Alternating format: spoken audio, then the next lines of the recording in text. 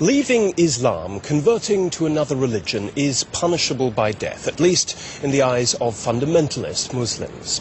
Scholars still argue over exactly what the Quran says. But it is a simple fact that the roughly 200 Muslims who convert to Christianity every year here in Germany are subject to all manner of harassment, including death threats. Many of them suffer in silence, others are more open about it, like the small community of converts we visited in the western city of Cologne.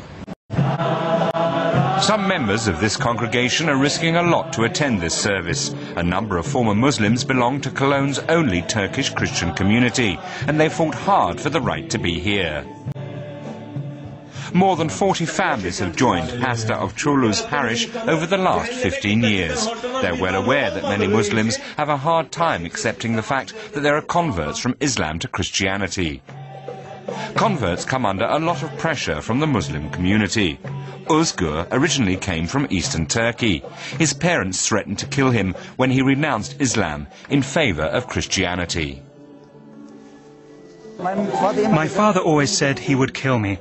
My mother would cry, and we would argue incessantly. We have been Muslims for generations, he would say.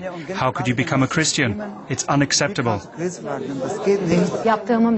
If I told people in Turkey that I am now a Christian, then even my family would be ostracized. I'm very aware of this. I don't know what would happen. I've never been back since I converted.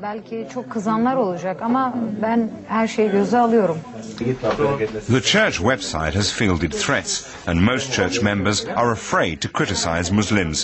They simply want to concentrate on their faith. It's partly self-protection.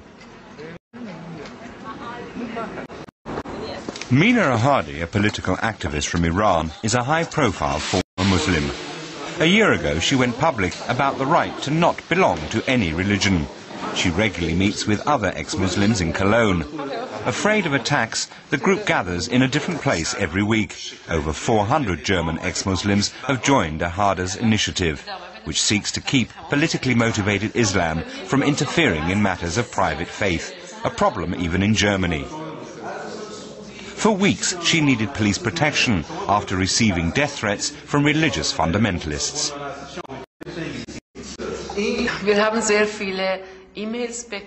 We've received a lot of emails, hate mail, and even phone calls. After one event at the University of Cologne in December, someone called my mobile at 2 in the morning. My husband answered, and a voice said, "Your wife is already dead."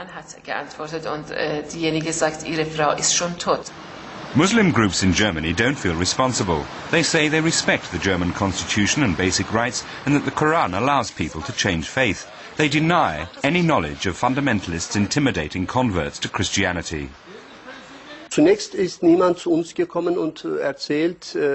No one has ever come to us and told us that they are being threatened. So I have never actually encountered this situation. In the mosques, we teach that Islam is a religion that condemns violence in the name of faith.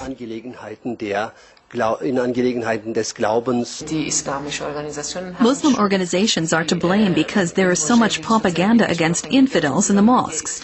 They believe that you cannot leave the Islamic faith, and that if you're once a Muslim, you're always a Muslim. So what we have done is a sin. Islam is incompatible with religious freedom, says Nazim Ben Iman. He used to be a radical Muslim. Today he's an equally radical Christian and a missionary too. He thinks the German government is making a mistake by seeking dialogue. Those involved need to have their say about how it feels to be persecuted by the Muslim community. People only ever want to talk about integration and whether it's working and so on. But that means that certain issues are simply overlooked.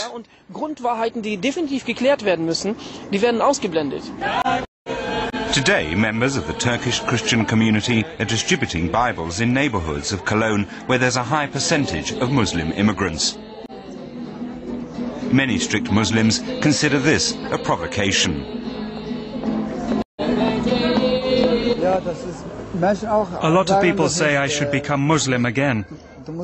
Young people even say to me, "If you once were Muslim and I kill you now, then I would go straight to paradise."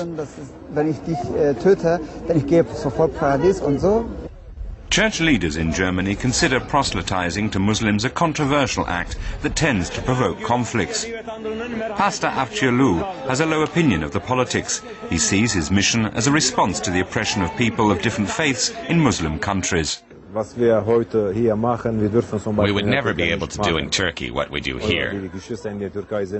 Our brothers and sisters in Turkey cannot. But in Germany, we have the opportunity to spread the word.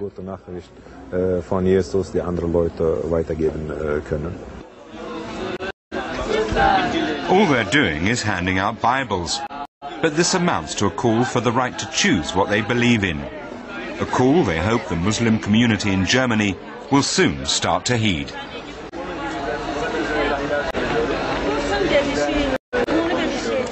So the religious freedom and the lives of Muslims who convert to Christianity threatened there by Islamic fundamentalists.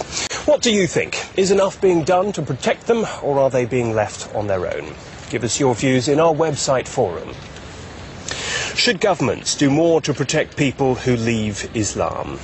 You'll find all you need to get involved in that debate at this address on the internet, dwworld.de/people and politics.